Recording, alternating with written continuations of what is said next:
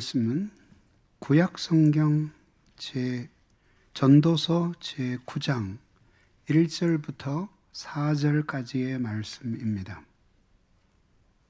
이 모든 것을 내가 마음에 두고 이 모든 것을 살펴본즉 의인이나 지혜자들이나 그들의 행위나 모두 다 하나님의 손안에 있으니 사랑을 받을는지 미움을 받을는지 사람이 알지 못하는 것은 모두 그들의 미래의 일들임이니라. 모든 사람에게 임하는 그 모든 것이 일반이라. 의인과 악인, 선한 자와 깨끗한 자와 깨끗지 아니한 자, 제사를 드리는 자와 제사를 드리지 아니하는 자에게 일어나는 일들이 모두 일반이니 선인과 죄인, 맹세하는 자와 맹세하기를 무서워하는 자가 일반이로다. 모든 사람의 결국은 일반이라. 이것은 해 아래 행해지는 모든 일들 중에 악한 것이니 곧 인생의 마음에는 악이 가득하여 그들의 평생에 미친 마음을 품고 있다가 후에는 죽은 자들에게로 돌아가는 것이라. 모든 산자들 중에 들어있는 자에게는 누구나 소망이 있음은 산 개가 죽은 사자보다 낫기 때문이니라. 아멘.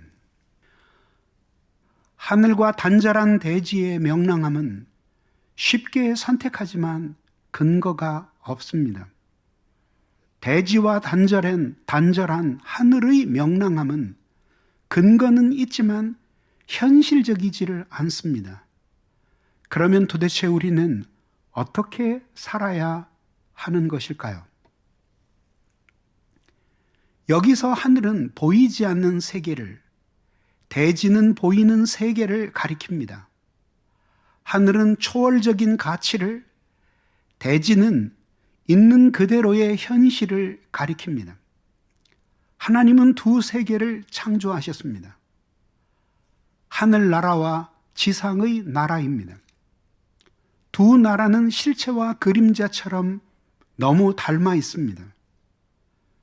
하늘과 대지, 영원과 시간, 불멸과 사멸, 하나님 나라와 세상 나라, 이것들은 서로 맞짝을 이루면서 서로에 대해서 설명해 주고 또 서로에 대해서 대답을 해줍니다.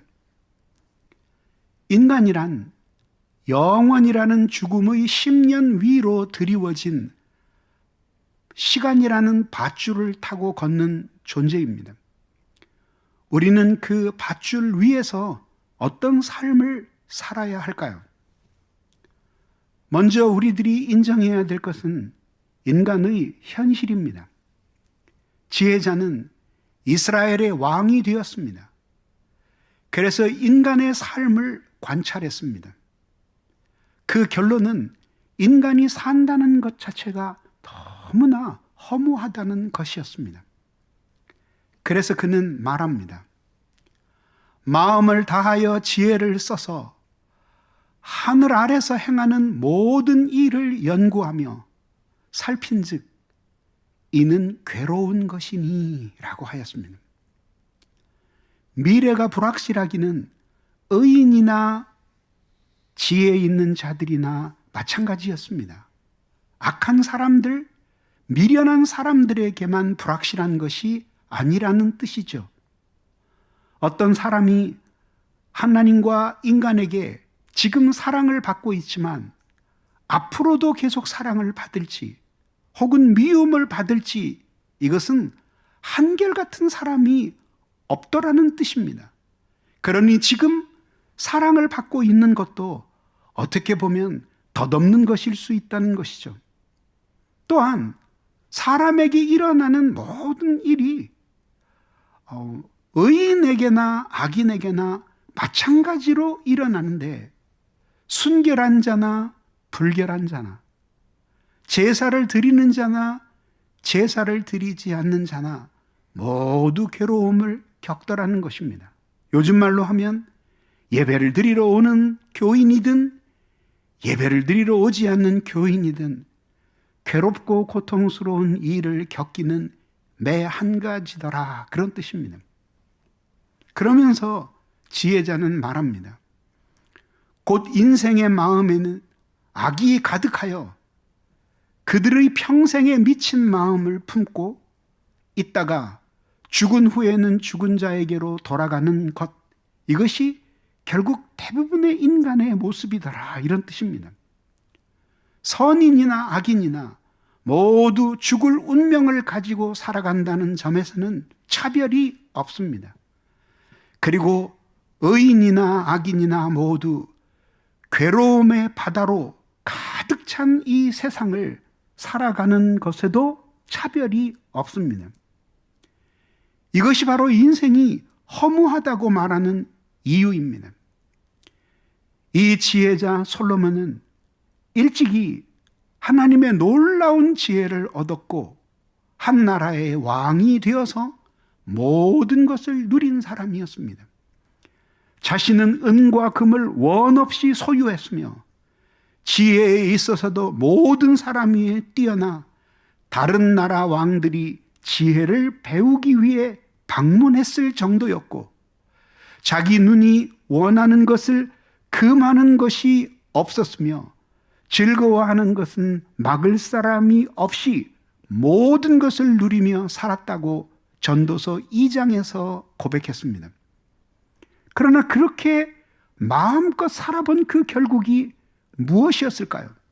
놀랍게도 이 놀라운 지혜를 가진 솔로몬은 그렇게 살아본 모든 즐거웠던 삶이 헛된 것이었다고 고백합니다. 그러면서 2장 11절에서 말하기를, 그 후에 내가 생각해 본즉 내 손으로 한 모든 일과 내가 수고한 모든 것이 다 헛되어 바람을 잡는 것이며 해 아래서 무익한 것이로다 라고 고백했습니다. 사람으로 태어나 누구든지 지금보다는 더 잘 살아보려고 욕망을 가지고 애를 씁니다. 그리고 그랬지만 결국은 마지막에 도달하는 결론은 아무 소득이 없더라 하는 것입니다. 근심과 수고는 슬픔으로 이어질 뿐이라는 것이 오늘 인생을 달관한 이 지혜자의 고백입니다. 그래서 23절 이렇게 말합니다. 일평생에 근심하여 수고하는 것이 슬픔뿐이라. 그의 마음이 밤에도 쉬지 못하니 이것도 헛되도다. 즐거워하고 괴로워하고 슬퍼하고 기뻐하면서 살지만 그 바닥을 도도히 흐르고 있는 것은 고통과 허무였다는 것입니다. 바닥 인생을 살아본 사람이 아니라 인생의 최정상에서 한 나라의 제왕이 되어 모든 것을 누리고 산 지혜자 솔로몬의 고백이었던 것입니다. 결국 인간은 하늘과 대지 사이에 있는 존재입니다. 그러면 도대체 지혜자는 우리에게 어떻게 살아가라고 가르치는 것일까요? 인생은 죽음의 10년을 가로지르는 밧줄을 타는 것입니다. 시간은 밧줄에 서 있는 우리 시간이라는 밧줄 위에 서 있는 인간은 그 줄을 다 타보지도 못한 채 죽음의 10년으로 떨어지건만 삼킨 시면은 말이 없습니다. 살아있는 자는 생을 말하나 죽은 적은 없기에 죽음에 대해 말해줄 수 없고, 죽은 자는 죽었기에 죽음에 대해서는 말할 수 있지만 삶에 대해서는 들려주지 않으니 우리가 어디에서 답을 찾을 것입니까? 결국 하늘과 대지 사이에 있는 존재는 결국 하늘과 대지를 동시에 생각하며 살아가야 하는 것입니다. 현대인의 관심은 물질적인 풍요와 평안입니다. 도무지 하늘을 생각하지 않습니다. 그래서 현대인은 별 볼 일이 없습니다. 오늘날 우리의 시대를 휩쓸고 있는 사상은 허무주의입니다. 그래도 100년, 200년 전에는 이 허무주의라고 하는 어마어마한 쓰나미가 밀려오고 있는 그 위험한 징조라도 알아차렸습니다. 그러나 지금은 이미 허무주의의 바다에 살고 있기 때문에 이제 허무하다는 것이 현대인들에게 새삼스러운 일이 아니며 오히려 허무를 생각하는 그 자체가 의미 없는 것이 되어버렸습니다. 허무주의는 무엇입니까? 아무것도 없다고 믿는 것입니다. 허무주의는 그래서 기존의 가치를 찢어버린 것입니다. 그렇지만 이제 앞으로 살아가기 위해 필요한 의지하고 살아갈 가치는 아직 못 찾은 것입니다.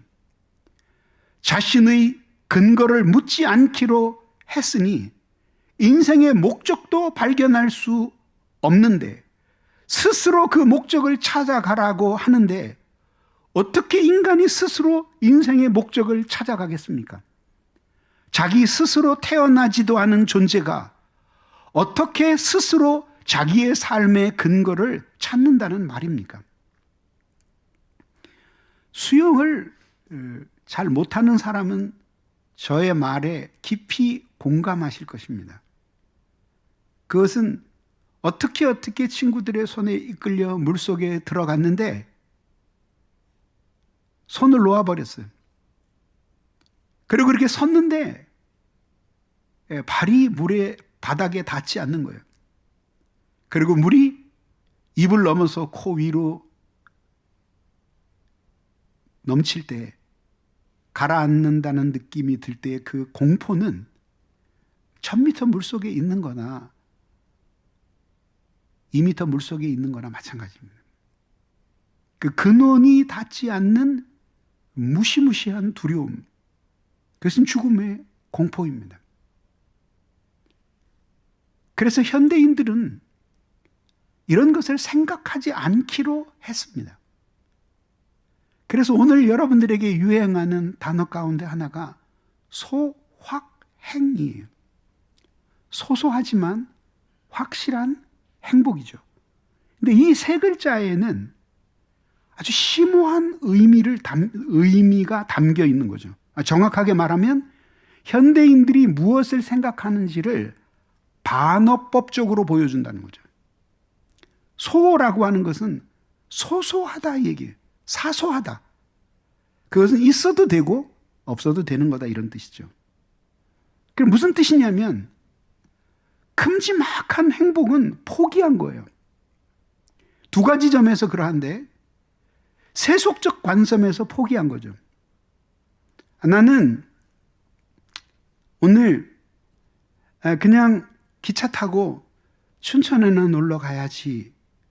거기서 소소한 행복을 느껴야지 라고 말하는데 자가용 비행기를 타고 유럽을 여행할 것 같은 행복은 나에게 올 것 같지 않은 거예요.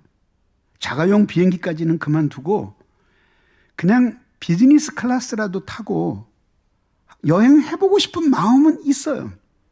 근데 그게 될 가능성이 없어 보여요. 그러니까 거창한 것을 포기했다는 거죠. 또 신앙적인 의미에서는, 철학적인 의미에서는 인생의 행복 중 진정한 것이 무엇인가 하는 것을 묻는 것을 포기했다는 거예요. 그거는 소소한 행복이 아니라 아주 확실하고 근원적인 행복인데 그거를 얻으면 사실은 춘천을 가든지 유럽을 가든지 그게 문제가 아닐 정도로 행복한데 그건 포기했다 이거죠. 왜? 지배하고 있는 사상이 허무주의이기 때문에 그런 거는 물을 필요가 없는 것이다. 물을 수가 없는 것이다. 라고 생각하기로 한 거예요. 이거 어떻게 보면 눈물 나는 글자가 소예요, 소. 그 다음에 확이에요, 확. 예, 확실하다 이런 뜻이죠. 작지만 확실하다. 뭐가 확실하다는 것일까요?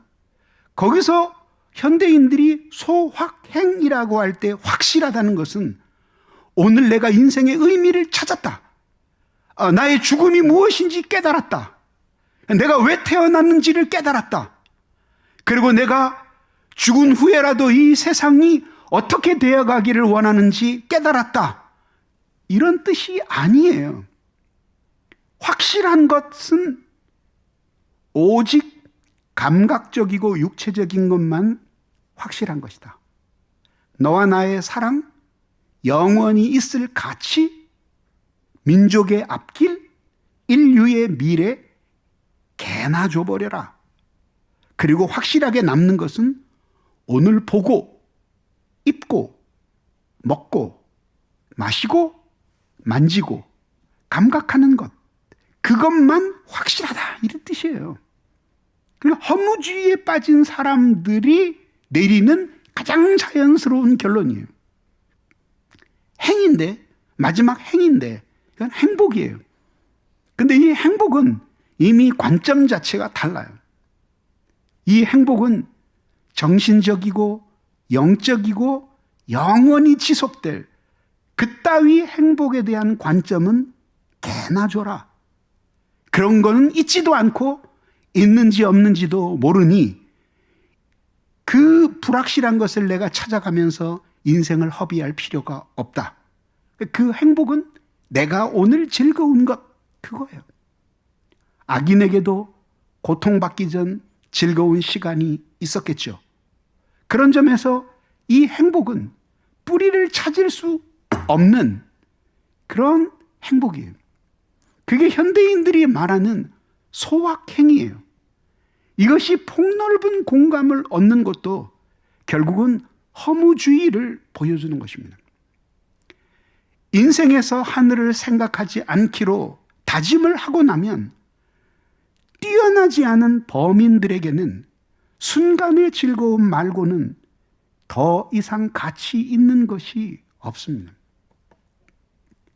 삶의 근거가 없음에서 오는 허무와 불안을 달래기 위해 일시적인 즐거움을 찾는 것입니다. 저는 어제 우연히 이렇게 인터넷 기사를 보다가 깜짝 놀랐어요. 운동화 한 켤레가 4억 3천만 원에 팔리더라고요. 예, 근데 루이 뷰통에서 한정판으로 100개를 만들었는데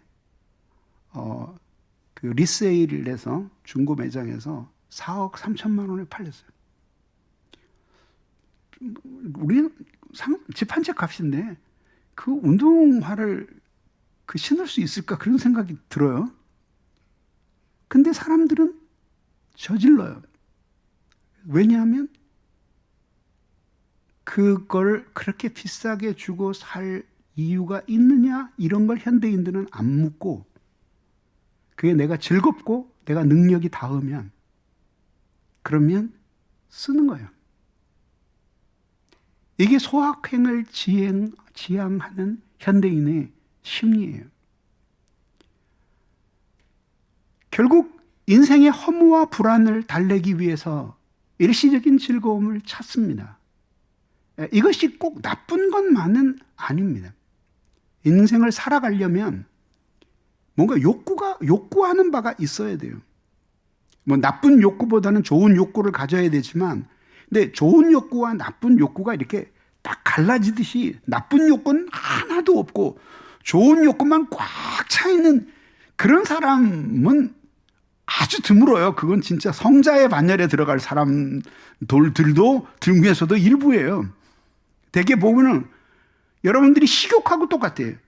뭘 먹고 싶다는 식욕이 생기면 몸에 좋은 것도 먹고 싶고 몸에 나쁜 것도 먹고 싶은 거예요. 이게 동시에 일어나는 거죠. 근데 이게 만약에 하나도 이 욕구가 없다. 그러면 인생을 살아갈 수 없는 거죠. 먹고 싶은 것도 없고 만나고 싶은 사람도 없고 그 다음에 가고 싶은 것도 없고 입고 싶은 것도 없고 마시고 싶은 것도 없으면 죽음을 향해 가는 우울증이에요. 그러니까 적당한 욕구가 있는 것은 좋은 거예요. 그게 세속적인 것만은 아니에요. 그런데 그것이 우리의 삶의 방향에 대해서 가르쳐 주지는 않는다는 거죠. 인생에서 살아있다는 사실만큼 확실한 게 있어요. 그것은 바로 내가 죽는다는 것입니다. 그것도 내가 예상하지 못하는 때에 죽는다는 것입니다.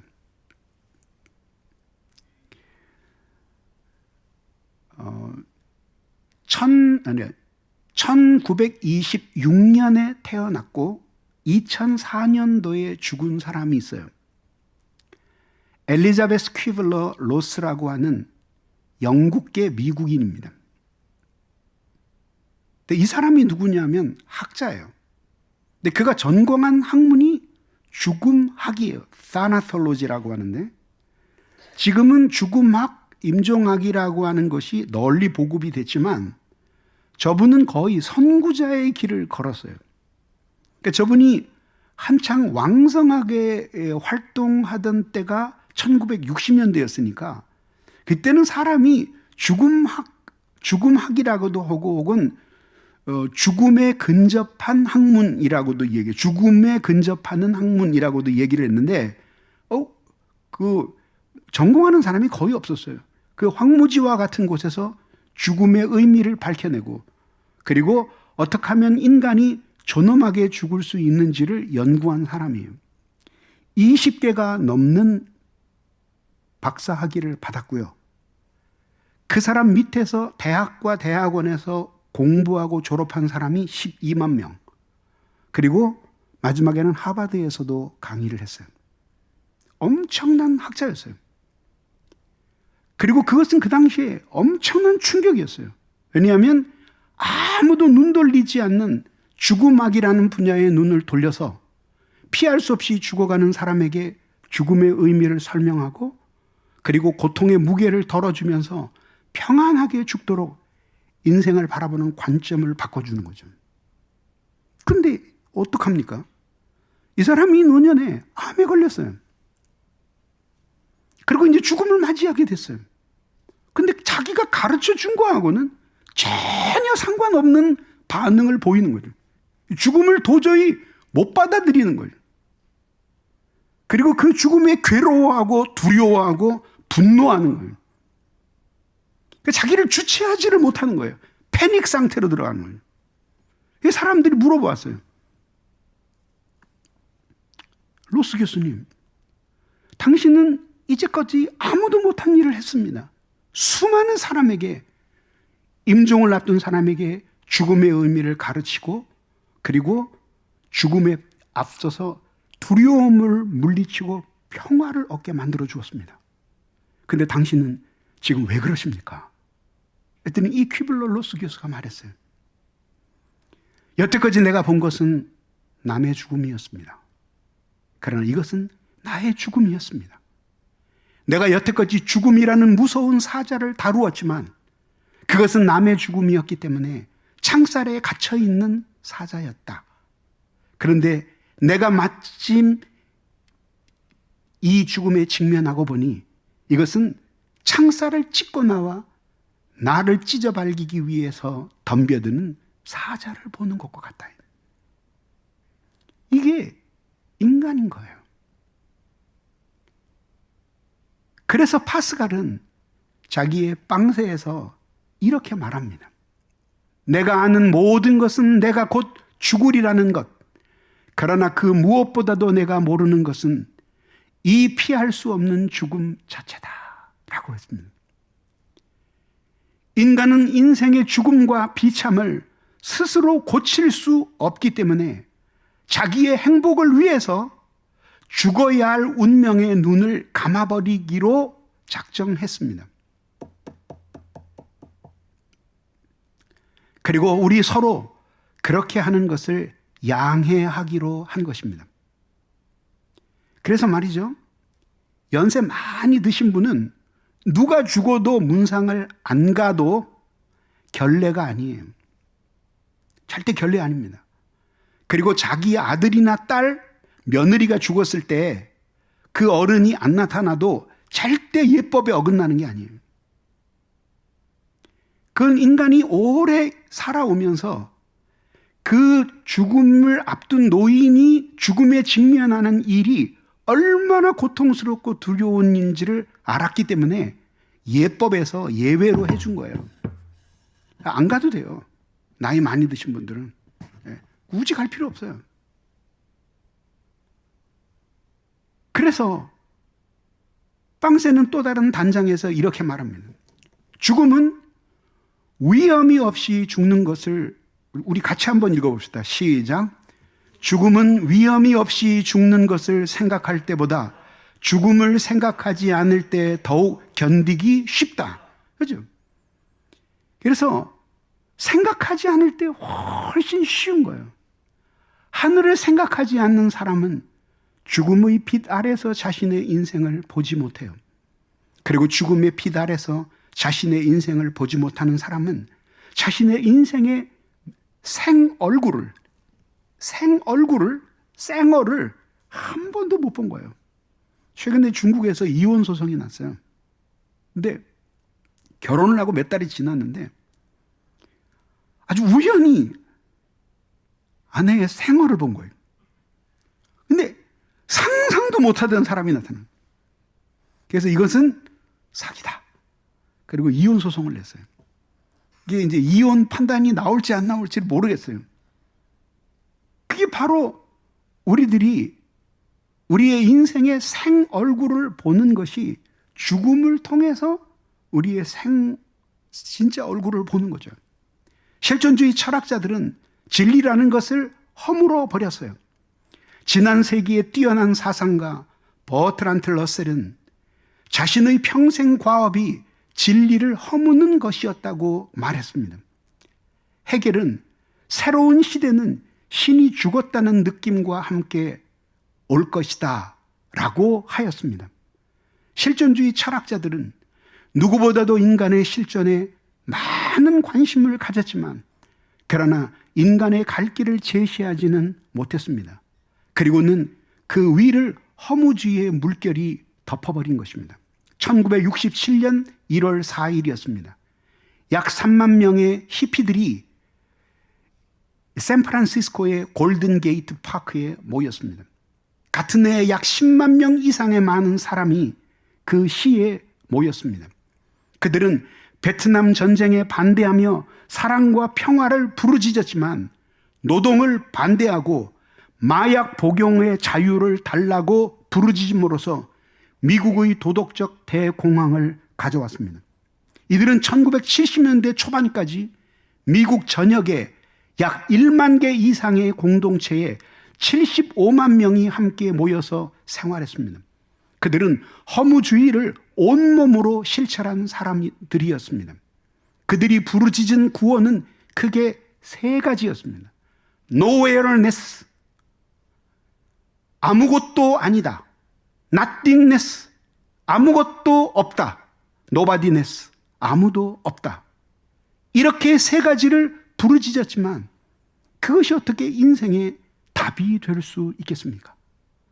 그 히피 운동에 목을 걸고 열광하던 젊은이들이 이제는 70대, 80대 노인이 되어버렸습니다. 여전히 그들도 그때와 같은 생각을 가지고 살아가고 있을까요? 죽음은 삶보다 확실한 사실입니다. 인간이 얼마나 허무한지는 설명되지 않는 죽음을 보면 잘 알 수 있습니다. 참으로 인생의 의미를 찾기까지는 사람이 살아있는 것이 아닙니다. 야고보 사도는 이렇게 말합니다. 어떤 도시에 가서 장사하여 이익을 보리라 하는 자들아, 내일 일을 너희가 알지 못하는도다. 너희 생명이 무엇이냐? 너희는 잠깐 있다가 없어지는 안개니라고 말합니다.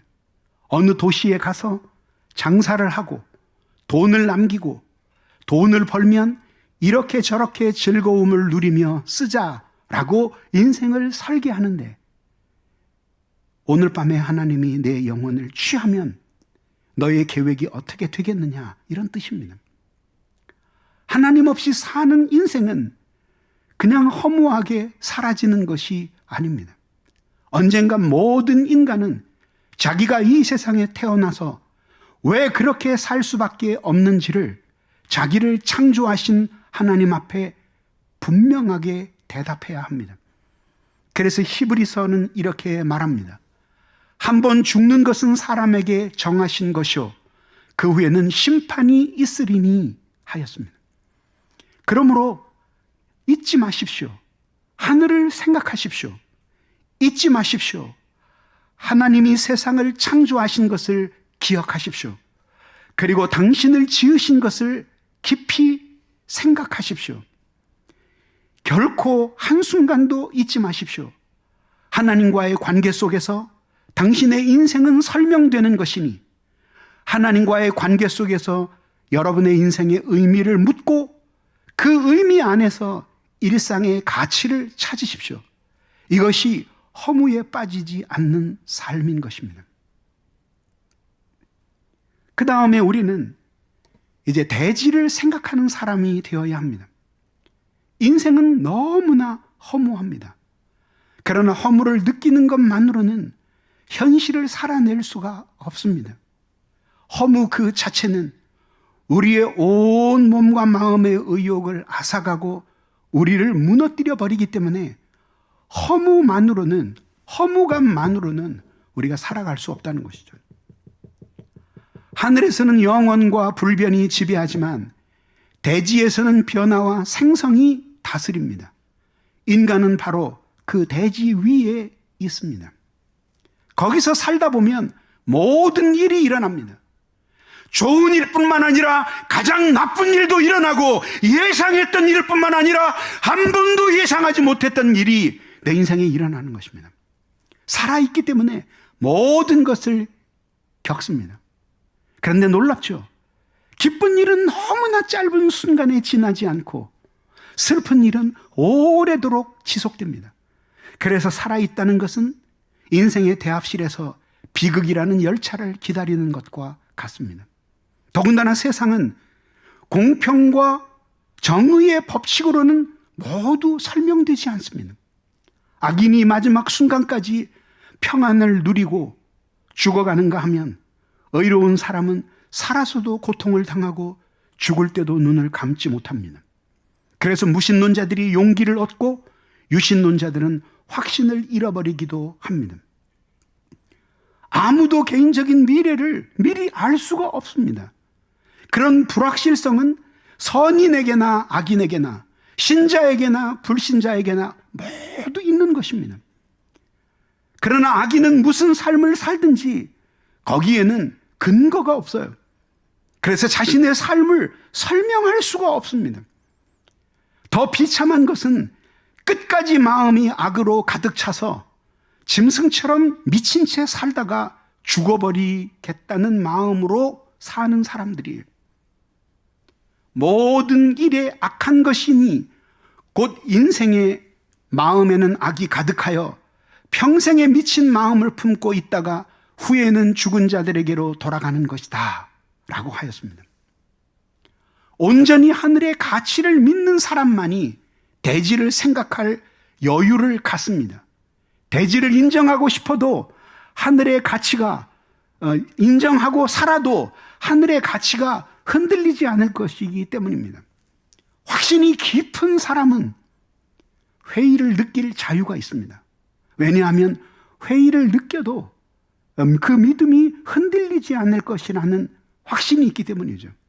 온전히 사랑하는 사람만 자기의 사랑을 의심해 볼 수 있습니다. 왜냐하면 그 사랑이 너무나 확실해서 흔들리지 않을 것이기 때문입니다. 우리는 운명을 믿지 않습니다. 여러분들이 하나님을 안 믿더라도 운명 따위는 믿지 마십시오. 개나 줘버리십시오. 대지 위의 삶의 모든 진취성이 사라지게 하기 때문입니다. 차라리 자신의 운명을 스스로 개척해 나가야 한다고 자기에게 설득하십시오. 그 속에서 자기만의 고유한 의미를 가진 인생을 예술 작품을 완성하는 것처럼 살아간다고 믿으면서 사는 것이 인생인 것입니다. 그것이 바로 하나님이 주신 삶이에요. 어떻게 하면 온전히 자신이 삶의 주체가 되어 자기만의 고유한 삶을 지문처럼 살아갈 수 있을지를 생각하십시오. 이것이 바로 하나님이 당신에게 주신 삶이며 이전의 인류 중 누구도 받지 못한 삶이고 앞으로 태어날 인간 중 누구도 부여받을 수 없는 삶입니다. 여러분들이 살면 그 작품이 태어나는 것이고, 살지 않고 내버려 두어 버리면 태어나지 않는 것입니다. 경건하지도 않은데 우울하고, 심각하지는 한데 진지하지는 않은 것이 오늘날의 신자예요. 이걸 자기네들은 깊이라고 생각하지만 그건 깊이가 아니라 인생의 무게예요. 납덩이를 달고 인생의 바다에 떠 있는 사람이에요. 미친 듯이 자기의 몸은 수면 아래로 빨려 내려가고 살아보려고 몸부림을 치지만 몸부림을 쳐서 얻어내는 부력보다는 밑에서 납덩어리가 당기는 중력이 더 크기 때문에 결국은 물속에 잠겨가요.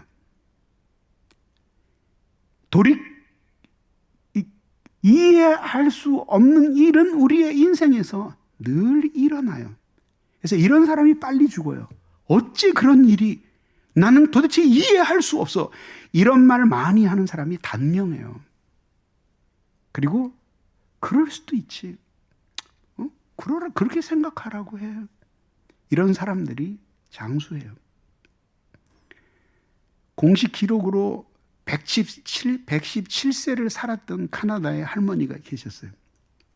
장수의 비결이라고 물으니까, 뭐냐고 물으니까 당연히 먹는 거 이런 걸 얘기할 줄 알았어요. 남의 일에 참견하지 마. 오래 사는 비결이야. 그래서 가장 좋은 인생의 예방주사는 남에게 일어나는 모든 나쁜 일들이 나한테도 일어날 수 있다고 미리 생각하는 거예요. 그 대신 그 생각에 사로잡혀서 인생을 우울하게 사는 것은 믿음이 없는 거죠. 그렇잖아요. 암에 걸려서 죽음을 앞두고 있는데 배짱 마른 신부 아버지가 깨끗한 양복을 입고 신부의 손을 붙들고 조심조심 걸으면서 웨딩 마치에 맞춰서 들어와요. 이게 이제 죽기 며칠 전에 인생의 마지막에 딸을 시집 보내는 거예요. 그리고 이제 앉아 있어요. 근데 그날 밤이나 그 다음 날은 죽어요. 그런데도 이 신부 아버지 얼굴에는 기쁨이 가득해요. 왜? 오늘만큼은 내 딸이 시집가는 날이니까 한없이 즐거워서 죽음에 대한 생각이 나를 압도하지 않는 거죠. 그런 정신으로 인생을 살아야 하는 것이에요. 요즘 평균 수명이 남자는 80세, 여자는 82.8세 정도 된다고 하더라고요. 점점 늘어나서. 근데 우리 모두가 그렇게 산다는 뜻이 아니에요. 우리 중 절반만 그렇게 사는 거예요. 절반만. 절반은 그 이전에 이미 진작 죽고 절반만 그 이상의 삶을 사는 거예요. 그러면 죽음이라는 것은 언제든지 우리에게 다가올 수 있는 것이고, 그리고 질병, 죽음, 위험, 사고, 모든 불행과 배신, 고통, 질병, 모든 것들은 우리에게 일어날 수 있는 일이에요. 이것을 빨리 해석하고 소화하지 못하기 때문에 정신은 우리의 것이 아닌 다른 시간에 매이는 것이죠. 현재는 칼날 같은 방마귀를 지나가지만 있는 것이라고는 현재밖에 없는데 우리는 어리석게도 바꿔놓을 수도 없는 과거를 후회하느라고 인생에 너무나 많은 시간을 보내는 거죠. 그리고 오지도 않은 미래에 대해 염려하느라고 우리의 시간을 낭비해요. 그러고 나면 방막의 칼날 위를 흘러가는 오늘이라는 이 시간은 또 잠시 후에 우리가 염려해야 할 과거로 바뀌는 거예요. 그래서 결국은 현실성이 없는 우리의 시간이 아닌 것을 고민하고 걱정하면서 사는 동안에 정말 우리의 시간은 단 한 시간도 살아내지 못하면서 24시간이 흘러가는 거예요. 그래서 우리의 인생이 짧게 느껴집니다. 사실 인생이 짧은 것이 아니라 우리가 방황하면서 허비하는 시간이 길기 때문인 것입니다. 늘 좋은 일이 일어나기를 꿈꾸고 때로는 이를 위해 신앙에 호소하지만 현실은 번번이 우리의 희망을 배신합니다. 그러나 살다가 보면 이전에 우리가 상처받았던 나쁜 일들이 우리에게 꼭 필요한 일이었다라는 사실을 깨닫게 되는 때가 있지 않습니까? 모든 나쁜 일의 의미를 다 할 수 있다면 얼마나 좋겠습니까? 그러나 시간은 이런 대답을 우리에게 주지 않고 흘러갑니다.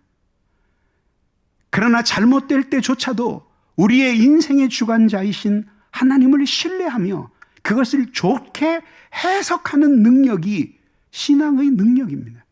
그 해석의 능력이 신앙의 깊이입니다. 그러므로 욕심을 버리십시오. 그리고 모든 일이 내게 일어날 수 있다고 조용히 생각하십시오. 말씀과 기도의 은혜 속에서 사는 자에게 해석의 능력이 있습니다. 이게 오늘 매일매일 하나님 앞에서 살아야 되는 것입니다. 성도 한 분이 지방에 사시는 분인데 열린교회 설교를 듣고 먼 길을 걸어서 등록을 했어요. 그러면 열심히 신앙생활을 하셨어요. 정말 은혜를 많이 받으셨어요. 건강하던 그분이 갑자기 암에 걸렸어요. 그리고 낫기 위해서 온갖 치료를 다 해봤지만 결국은 임종을 눈앞에 두게 되었어요.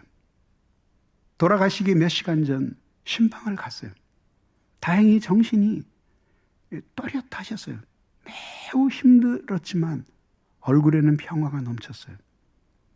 예배를 인도하고 제가 물었어요. 집사님, 두렵지 않으세요? 활짝 웃으면서 말했어요.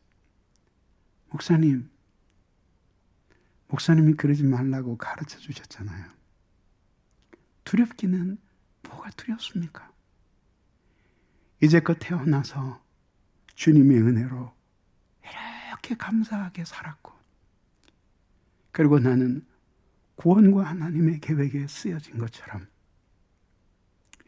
주님의 품으로 돌아갑니다. 안녕히 계세요. 아무것도 두렵지 않고 너무너무 마음이 평안하고 행복합니다. 그게 신앙이에요. 근데 이런 신앙을 갖기 싫다면 방법이 또 하나 있어요. 그건 뭐냐면 하나님 없이 인간적으로 강한 의지를 가지고 그 허물을 물어뜯어 버리는 거예요.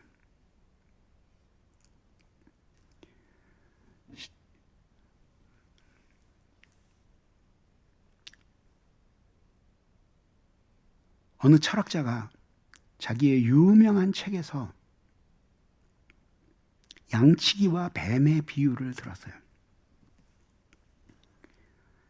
그 책의 주인공은 득도를 한 사람인데, 이 득도를 한 사람이 이제 어느 마을을 지나가고 있었는데 괴상한 광경이 펼쳐진 거죠. 양을 치던 목동이 막 사지를 뒤틀면서 막 괴로워하고 있는 장면이에요. 그래서 이 득도한 사람은 도대체 제가 왜 저러나 그러고 달려가 봤어요. 그러니까 보니까 이게 무슨 짓이에요. 이 팔뚝보다도 훨씬 더 큰, 엄청나게 큰 구렁이 한 마리가 이 목동의 입속으로 들어갔어요. 입속으로 대가리를 쑥 집어넣어가지고 이 목동의 혓바닥을 깨물어서 아예 삼켜버리려고 하는 거예요. 그러니까 이 목동은 너무 무섭고 두려워서 이거를 떼어내려고 막 몸부림을 쳤는데 이미 깊숙이 들어가서 이게 나오지가 않아요. 그래서 이 득도한 사람이 달려가서 그 꼬리를 잡아당기면서 함께 도와주어서 빼내려고 했어요. 근데 실패했어요. 그리고 그는 몸을 뒤틀면서 죽어가는데 그때 하늘에서 음성이 들리는 거죠. 물어라! 물어 뜯어 부셔버려라! 소리 들리는 거예요. 이 사람이 소리를 질렀어요. 양치기에게. 근데 양치기가 온 힘을 다해서 이빨로 확 물어 뜯어버렸어요. 그랬더니 놀랍게 그 커다란 뱀 대가리가 박살이 나고 아작이 나버리는 거예요. 그 뱀은 꼬리를 늘어뜨리고 죽어버렸어요. 다 뱉어버렸어요.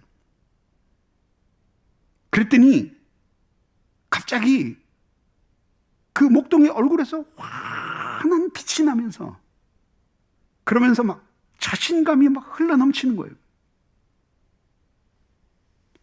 이 비유에서 나오는 이 뱀은 끊임없이 이 허물을 벗잖아요. 그래서 그 고대 사람들에게는 그 뱀이 불변, 영원의 상징이었어요. 뭘 설명하는 거냐 하면은 허무주의예요. 이게 하나님이 없다라고, 신이 없다라고 생각하고 살아가니까 이 영원이라는 무서운 뱀 같은 것이 확 입속으로 들어오는 거예요. 근데 그거를 어떻게 이길 수가 없는 거예요. 그때에 용기를 발휘해서 그것을 씹어서 아작을 내버리는 거죠. 영혼 같은 건 없다. 그리고 나는 그런 것과 상관이 없는 사람이다 라고 확 씹어서 토해버리는 거죠. 그러니까 만약에 하늘은 없다, 그리고 죽음 이후에 세상은 없다, 나는 나 좋은 대로 살아간다 라고 결심하려면 적어도 이 정도의 담력은 있어야 되는 거예요. 그걸 씹어버릴 수 있을, 뱀대가리를 씹어버릴 수 있을 정도의 용기는 가지고 있어야 되는 거죠. 그게 되는 분들은 여기 없어요. 결코 그런 사람들이 예수 안 믿어요. 여러분들은 그게 안 됐기 때문에 온 거예요. 그럼 어떻게 해야 돼요? 예수를 잘 믿어야죠. 은혜를 받아야 돼요. 그래서 내게 어떠한 내가 예상치 못한 일을 만났다 할지라도 그 일어나는 모든 것은 때로는 고통스러운 질병과 사고와 죽음, 사랑하는 사람들과의 이별이라 할지라도 이게 모두 하나님의 그리스도의 품 안에서 일어나는 일이라고 믿으면서 그래서 살아가는 거예요. 거기서 인생의 의미를 발견하고 살아가는 거예요. 둘 다 싫다 하면, 못하겠다면 짐승처럼 살든지 불행한 인간으로 살든지 그것은 오롯이 당신 자신이 혼자 감당해야 할 몫이에요. 결코 그 삶은 쉬운 삶이 아니고 그 삶이 쉬웠더라면 우리가 예수를 믿지 않았을 것입니다. 깨달았다고 할지라도 인생은 여전히 고통의 바다지만 오늘 내가 살아있다고 하는 것은 하나님의 큰 선물이에요. 왜냐하면 오늘 살아있다는 사실 그 자체가 내가 살아있어야 할 이유를 가지고 있다는 뜻이기 때문에. 그래서 내가 이 세상에 있는 것이 없는 것보다 훨씬 더 이 세상이 예쁘기 때문에 하나님이 나를 살려두셨다고 믿는 거죠. 2번 반복해서 읽을 테니까 귀에 담으십시오. 인생에서 고통은 피할 수 없다. 그러나 통증은 선택이다. 인생에서 고통은 피할 수 없다. 그러나 통증은 선택이다. 믿고 알고 생각할지라도 여전히 인생은 고통으로 가득 차 있습니다. 그러나 어떻게 믿고 알고 생각하고 살아가느냐에 따라서 통증을 아주 조금만 느낄 수 있습니다. 아니, 심지어는 그 통증을 기쁨과 환희로 승화시킬 수도 있습니다. 그리고 이것이 신앙의 비밀입니다. 살아있는 모든 사람은 행복을 갈망하지만 그것은 결코 보석을 소나기에 넣는 것처럼 그렇게 내가 쥘 수 있는 것이 아닙니다. 오히려 행복이라고 믿는 그것을 끊임없이 찾아가는 과정 그 자체가 인생의 즐거움이고 기쁨이 아니겠습니까? 그래서 오늘 아침 창문을 두드리는 아침 햇살에 눈을 뜹니다. 그리고 숨을 쉽니다. 아침이 밝았구나. 하나님이 오늘을 나에게 선물로 주셨구나. 한낮에 누군가를 만나고 한 끼 안 먹어본 음식을 먹고 그리고 내가 할 수 있는 일이 있어서 그 일을 하고 살며 내가 염려해 줄 수 있는 사람, 도와줄 수 있는 사람, 나와 인생의 무게를 함께 나눌 수 있는 사람을 만나고 산다는 것은 얼마나 소중한 선물입니까? 어제 죽은 사람은 할 수 없는 일이에요. 그러면서 한번 산책을 하면서 팔을 벌려보는 거죠. 함께 산책하는 사람 없어도 두 팔을 벌리며 숨을 쉬는 거죠.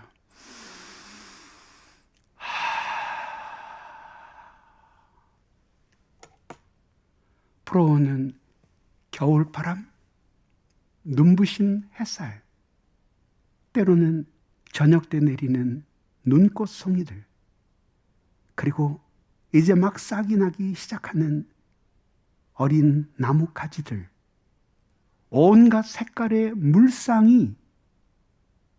물상들이 나의 눈을 가득 채우고 그리고 내 코에 이런저런 냄새를 실어 날라요.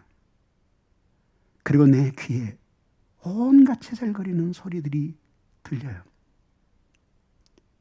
그것을 느끼는 것은 놀라운 특권이에요. 그것을 아름답다고 느끼지 못하는 사람은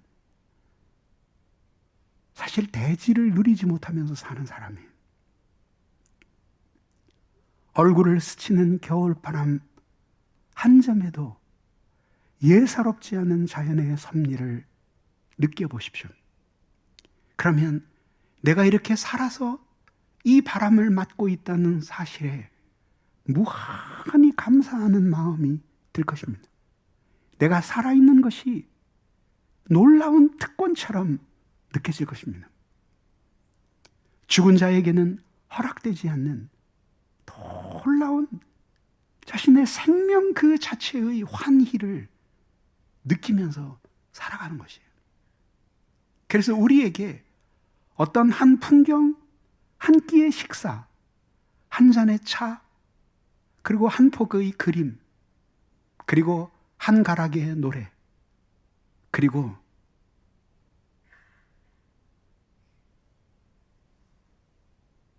잠깐 있다가 사라지는 하늘의 구름까지도 우리에게는 너무너무 신비한 찬송의 제목이 되는 거죠. 살아있기 때문에 내가 그것을 느끼는 것입니다. 어제 죽은 사람에게는 허락되지 않는 놀라운 특권을 내가 누리고 있음을 기억하는 것입니다. 그래서 오늘 하루를 긍정하고 그렇게 나를 태어나게 하시고 여기에 머물게 하시고 이 모든 만물의 물상을 느끼고 감각할 수 있게 하신 하나님께 감사를 드리는 것이죠. 그래서 여러분들의 몸을 절대로 하찮게 생각하지 마세요. 몸 없으면 여러분들의 인생도 없습니다. 인생을 살아가려면 몸이 있어야 되는 것이죠. 40대 중반쯤 된 결혼하지 않은 형제 자매들을 만났어요. 모두 공통적으로 하는 말이 목사님 우울해요. 왜? 몸이 젊을 때 같지 않아요. 그래서 내가 그랬어요. 몸은 앞으로 점점 더 그대들을 배반할 것이다. 지금이 가장 좋은 때다. 좀 더 나이 들면 이제 약을 달고 살아야 되고 심하면은 기저귀를 차고 다녀야 되고 심하면은 일주일에 3-4번씩 병원에 가야 되고 더 심하면 병원에 갇혀 있어야 된다. 이렇게 원하는 곳에 너희들 마음대로 갈 수 있다는 이것이 얼마나 놀라운 것이냐 생각하라. 어제의 후회로 소중한 오늘을 물들이지 말고 내일의 염려로 값진 오늘을 우울하게 살아서는 안 됩니다. 그것은 신앙이 아니라 인생의 무게입니다. 인생의 행복은 저 하늘 아래서 하늘을 향해 부끄러움이 없이 매일매일 대지 위를 살아가는 것이죠. 이렇게 생각하고 보면 죽음의 빛에서 삶을 보면 우리가 살아있는 것이 정말 놀라운 특권이라는 사실을 깨닫게 되는 거죠. 주마다 다르겠지만 미국에는 이제 죄수를 사형에 처할 때 마지막 소원을 들어준답니다. 뭐 모든 소원을 들어주는 건 아니고 교도소에서 들어줄 수 있는 거, 뭐 마지막으로 우리 엄마를 만나게 해달라든지, 또 아니면 담배를 한 대 피우게 해달라든지 뭐 등등 허락을 해주는데, 이제 가끔 마지막 식사를 뭘 하고 싶으냐 이렇게 묻는답니다. 그러면 대부분의 사람이 스테이크를 먹고 싶습니다. 그런답니다. 그러면 약 $25 정도 범위 안에서 그 사람에게만 스테이크를 만들어서 그날 사형당하기 전 마지막 식사로 나오는 거죠. 그래서 이만한 식판에 이제 스테이크가 나오고 샐러드가 나오고 빵이 나오고, 그리고 아마 그 도구는 아마 플라스틱으로 만든 그 칼과 포크가 나오겠죠. 그러면 이제 내가 이제 이 식사가 끝나고 형장으로 끌려가요. 마지막으로 거기 앉아서 이제 등심 스테이크를 자르는 거예요. 서걱 자르고, 그리고 거기에 그 스테이크 소스를 잔뜩 발라서 겨자까지 얹어서, 그래서 탁 입에다 넣어요. 그래서 씹어요. 미국산 고기와 힘줄 기름이 함께 씹히면서 우적우적하는 느낌이 들고, 평생 익숙해진 고기의 느낌이 혀 사이에 돌면서 소스와 함께 어우러져서 목구멍은 자꾸 그것을 잡아당겨요. 그리고 맛있는 스테이크를 한 점을 넘겨요. 그리고 이제 한 점, 두 점 먹고 마지막 한 점이 남았어요. 그때 그 사람의 식사는 여태까지 먹어온 수많은 스테이크 식사와는 완전히 다른 의미를 가지고 있는 거죠. 그는 온 정신과 마음을 집중해서 그 스테이크의 맛을 느끼고, 그리고 그 스테이크를 마지막으로 즐긴다고 생각을 해보십시오. 이 인생을 그렇게 생각하면서 살아라 얘기죠. 오늘 내가 먹는 한 끼, 오늘 내가 웃으며 만나는 내 친구, 이게 내 인생의 마지막 순간일 수 있는 거죠. 그것을 우주적인 의미를 가진 것으로 생각하면서 그걸 최선을 다해서 즐기는 거예요. 거기서 하나님이 자신에게 주신 놀라운 사랑을 깨닫고, 그리고 내 삶이 내가 이렇게 살아서 이것들을 감각하고 있다는 것에 대해서 감격하는 마음이 들어야 되는 거죠. 우리들이 살아있는 한 이 대지의 발을 딛지 않고는 살 수 없는 거죠. 그런데 이 사람들은 신앙도 별로 없으면서 이 대지 위에서 살아가는 삶을 너무 가볍게 생각해요. 장난처럼 살아요. 그러면 영적으로 행복한가? 전혀 그렇지 않아요. 오히려 대지에 충실하게 가면서 그 하늘로 자신의 대지에서의 삶의 의미를 연결하는 사람들이 행복을 누리면서 살아가는 거죠. 천국은 세상보다 완전하지만 지상에서 누리는 기쁨은 여기만의 고유한 것이고, 우리는 지금 두 발을 딛고 대지 위에 살고 있습니다. 하늘의 복락을 참되게 바라는 사람들은 현실의 고통을 피하려는 사람이 아닙니다. 오히려 지금 대지에서 하늘의 기쁨을 앞당겨 맛보는 사람들입니다.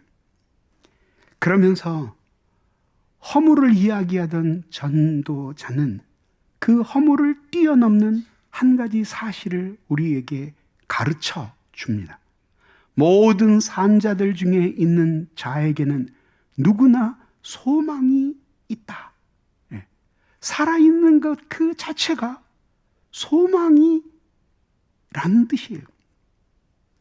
그래서 그렇기 때문에 산 개가 죽은 사자보다는 낫다라고 이야기합니다. 성경은 하늘의 관점에서 대지를 바라보고 대지의 관점에서 하늘을 보라고 가르칩니다.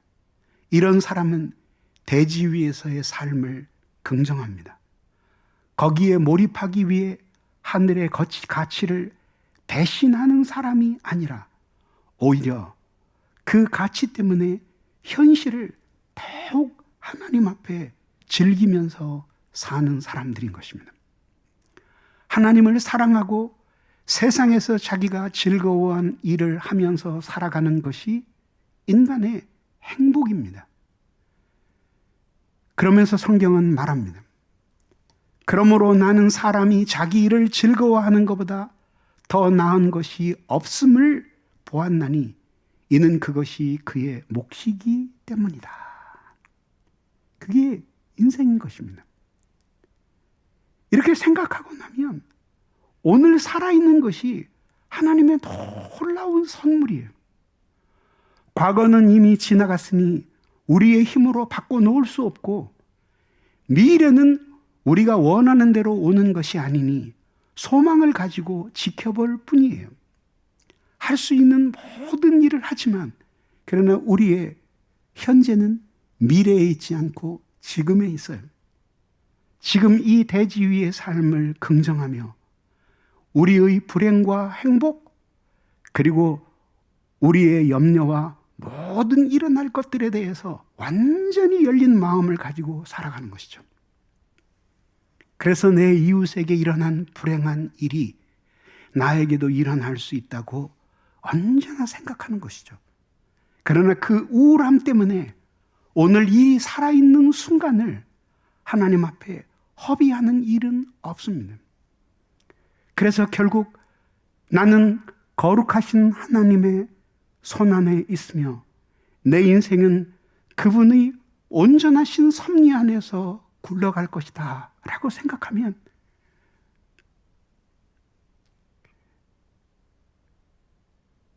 꺾으면 부러질 갈대와 같은 존재, 불어버리면 꺼질 등불의 마지막 불꽃 같으면서도 여전히 생명을 욕구하고 타오르기를 꿈꾸며 서 있는 거예요. 그래서 오늘 이 살아있는 것 자체가 말할 수 없이 감사한 그 감격의 제목이 되는 거죠. 주님 사랑해요.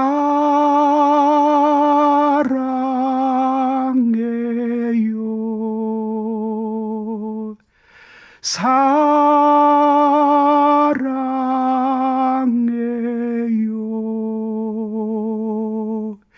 사랑해요.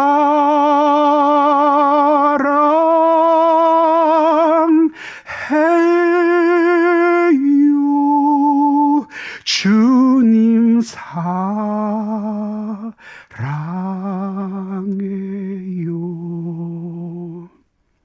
태어나지 못한 사람이 무수히 많은데 그 중에 수억 분의 1의 확률로 나를 이 세상에 태어나게 하시고 그리고 나로 하여금 하늘을 알게 하시고 대지에 눈뜨게 하시고 무엇보다도 나를 찾는 길을 그리스도 예수 안에서 발견하게 하셨습니다. 그래서 우리를 삼킬 듯이 달려오는 인생의 모든 불행을 능히 이길 수 있는 하늘의 소망을 갖게 만들어 주셨습니다.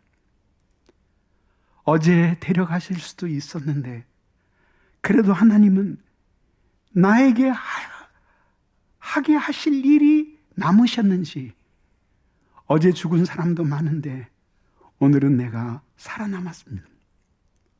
그리고 너무 감사한 것은 이 세상에 있는 모든 사람들이 시류에 쓸려 내려가도 나는 살아있는 물고기가 되어 그 흐르는 물을 거스르며 끊임없이 물길을 거슬러 바위에 내 몸을 부딪히며 위로 거슬러 연어가 모촌으로 회귀하듯이 그렇게 내 정신의 고향을 찾아갈 수 있는 영혼의 힘을 나에게 주신 것이.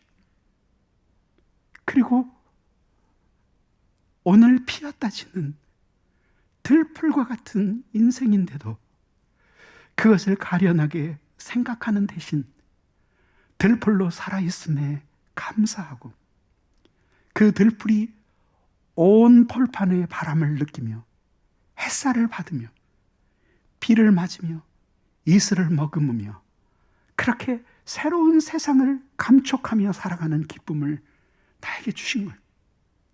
그러고 보면 내가 살아있는 것은 가슴 벅찬 선물이에요. 어제 죽은 사람이 그렇게 살고 싶어 했던 내일인데 그는 내일을 못 만났고 우리는 살아서 그가 못 누렸던 내일을 누리고 있어요. 모레는 어떻게 될지 알 수 없어요. 그러나 나는 그것을 굳이 염려하지 않아요.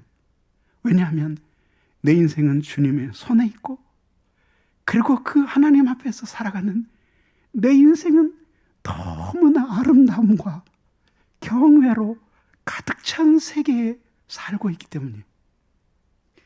때로는 악한 인간들의 불행한 삶과 고통, 죄악이 삼킬 듯 부패한 냄새를 진동하지만 그럼 난 믿어요. 그것들은 모두 우리 몸에 일시적으로 일어나는 상처와 같은 것이고 생명의 기운은 그것보다 훨씬 강하기 때문에 하나님이 당신의 힘으로 이 세상을 치유할 수 있는 것과 그리고 질병적인 죽음에서조차도 우리 인류를 구원하실 수 있다는 사실을 나는 믿어요. 내가 할 수 없는 것을 나는 소망하지 않아요. 그리고 나는 나에게 허락되지 않은 것을 탐냄으로 시기하거나 질투하거나 미련한 욕망에 사로잡히는 노예가 되지 않아요. 하나님이 나에게 허락하신 것, 나에게 있게 하신 것, 그리고 나에게 누리게 하신 것, 내 눈에 보이는 아름다운 세상, 맹인이 된 사람은 간직하지 못하고 죽은 그 세상을 나는 볼 수 있다는 사실에 감격해요. 피부를 스치고 지나가는 바람, 그리고 햇빛을 받으며 반짝이는 이파리 하나에도 나는 가슴 떤 흥분을 느끼며 살아있음에 감사해요. 그리고 모든 살아있는 사람을 축복합니다. 어둠 속에 있는 사람들에게 이 생명의 특권을 누리라고, 이렇게 살아서 이 세상을 누리고 모든 것을 보고 느끼고 만질 수 있는 이것이 우리의 얼마나 아름다운 특권인지, 얼마나 한정된 사람에게만 준 놀라운 특권인지 나는 그들에게 말하기 위해서 아직 살아있는지도 모릅니다.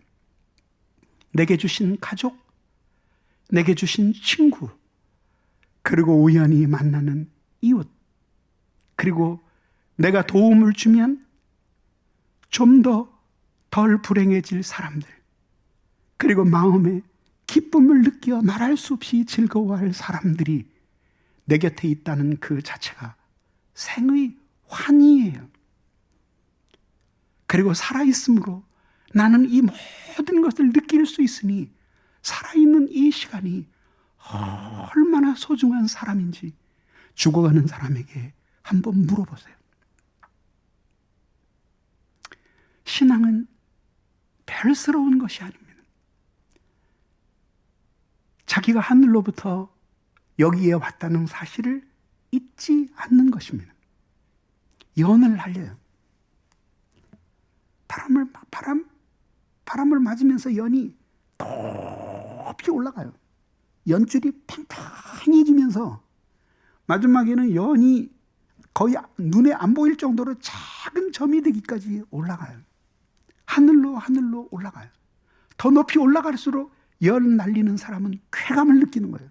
더 높이 올라가는 연을 흔들면서 달리는 어린아이의 그 마음은 날리다가 땅바닥에 곤두박질 치는 그 아이의 스트레스와는 비교할 수 없는, 그게 날아가요. 날아가요.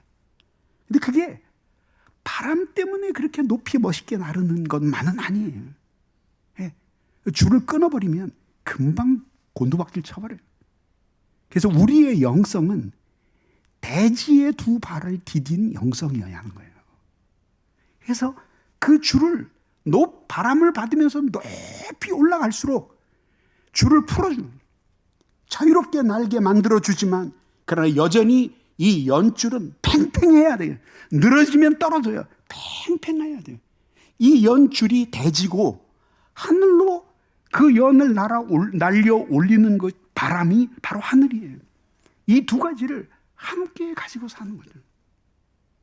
그래서 오늘 우리 앞에 주어진 한 끼는 그냥 한 끼가 아니에요.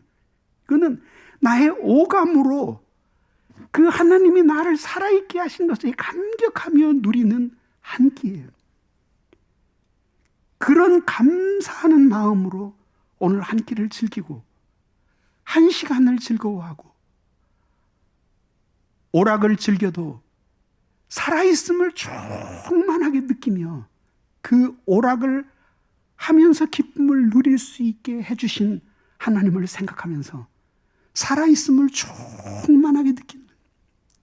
그래서 한 가지 일을 하고 나면 살고 싶다는 욕구가 내 안에 가득하도록 그 사람들만 이웃을 위해서 살 수 있는 거예요. 하나님을 위해서 살 수 있고, 그리고 이 일 위해 사회를 조금이라도 낫게 하기 위해서 살 수 있는 것입니다. 드리고 싶은 말씀은 너무나 많습니다. 그런 나는 말씀을 맺으려고 합니다. 내세적인 금욕주의나 현실적인 방탕주의는 모두 쓰레기 같은 것들이에요. 그것은 성경이 우리에게 가르쳐주는 삶이 아니고, 그리고 그런 삶을 살아서 우리는 결코 행복할 수 없어요. 지혜자는 삶의 허무와 오늘 살아있는 기쁨을 어떻게 연결해야 될지를 다음과 같이 통합합니다. 하나님이 너를 창조하셨고 내 인생의 목적을 주셨음을 잊지 말아라. 하늘을 생각하라는 것이죠. 괴로운 날이 있겠지만 명랑하게 살아라. 일찍 죽는 사람을 부러워하지 말아라. 오래 살면 괴로운 일도 있겠지만 오래 살면서 즐거운 인생을 살아라. 이것이 네가 누릴 행복이다. 이 말씀입니다. 살아서 눈 뜨면 오늘은 살아있는 것입니다. 기쁨으로 맞이하십시오. 매일매일 일상이 진부한 하루하루가 되게 하지 마십시오.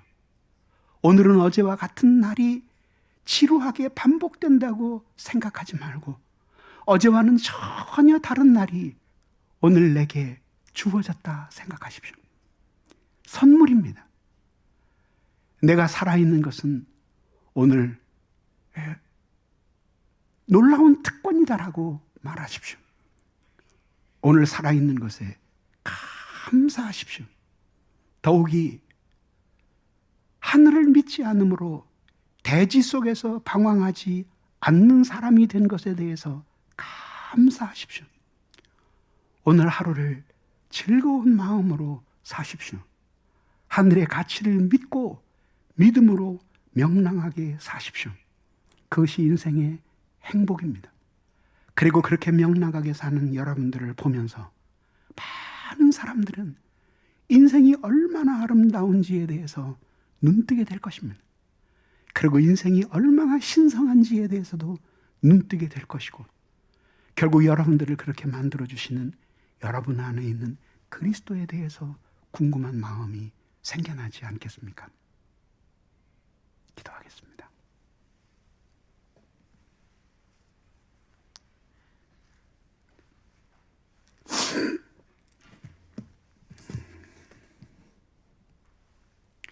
이 시간 우리 기도할 때 하나님, 우리는 하늘과 대지 사이에 있는 사람들입니다.